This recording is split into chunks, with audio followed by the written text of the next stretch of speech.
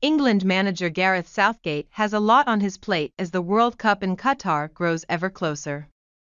He is trying to turn around an England football team enduring its worst run of form since 1992, while facing an ever-growing injury list. All this as he prepares for the first World Cup held mid-season. Moreover, this is a World Cup, starting on November 20th, which has been dogged by a number of human rights issues.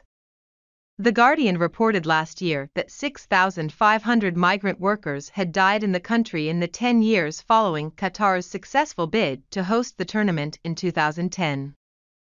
Most of whom were involved in low-wage, dangerous labor, often undertaken in extreme heat.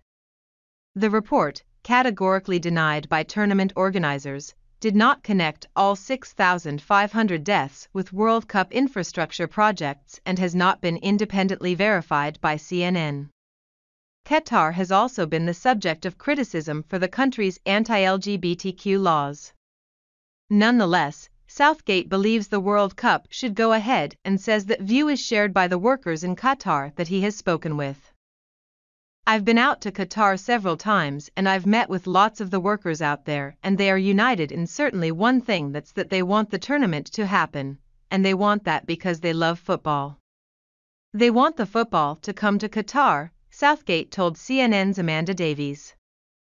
However, the England manager is unlikely to be remaining silent about the human rights issues that have dogged Qatar ahead of the World Cup.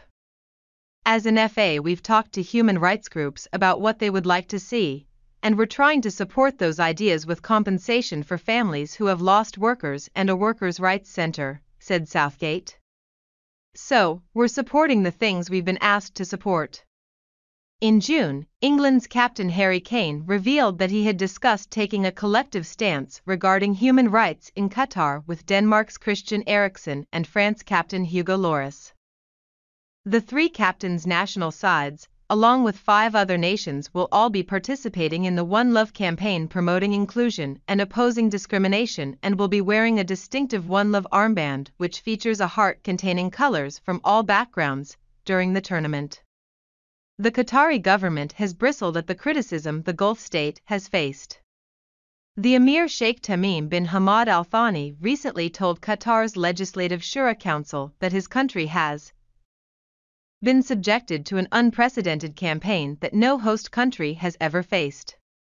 We initially dealt with the matter in good faith, and even considered some of the criticism as positive and useful in helping us to develop aspects of ours that need to be developed.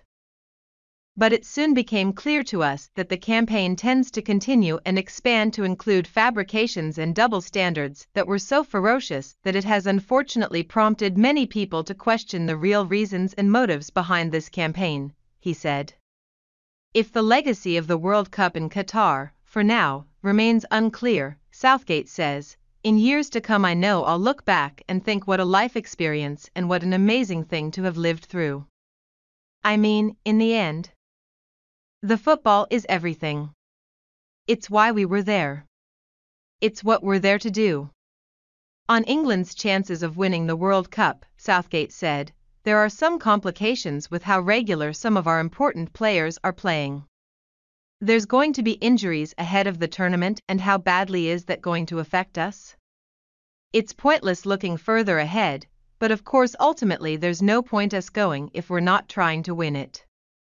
Being manager of the England team has often been referred to as the impossible job.